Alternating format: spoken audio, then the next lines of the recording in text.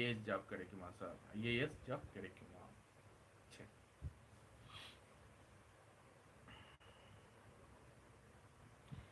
லக்னம் விருட்ச லக்னமா இருக்கீங்கம்மா. லக்னாதிபதி 12ஆம் இடத்துல உட்காந்துருக்காங்க, சுக்கனுடைய வீட்டில் உட்காந்துருக்காங்க.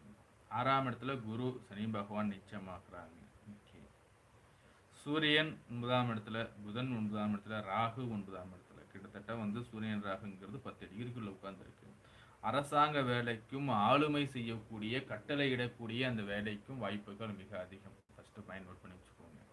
ஆனா இதுல வந்து பாத்தீங்கன்னா தடை கொடுக்க 2 கிரகம் இருக்கு. 6ஆம் இடத்துல சனி நிற்கக்கூடாது, நீச்சம் பெற்ற கிரகம் நிற்கக்கூடாது.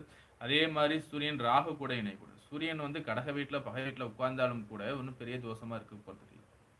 பட் இருந்தாலும் வந்து பாத்தீங்கன்னா வந்து ராகு கூட உட்காரும் போது இவர் வந்து பாத்தீங்கன்னா அஸ்தங்க தோஷத்துக்கு போயிடுவார். அஸ்தங்கம் அதாவது வந்து பாத்தீங்கன்னா கிரகண தோஷம் நிறைய தோஷங்கள் அவர் போயிடுவார். ஸோ அப்போ சூரியன் வந்து ராகு கூட உட்காருதுங்கிறது நமக்கு வந்து ஒரு கடுமையான குற்றமா இங்க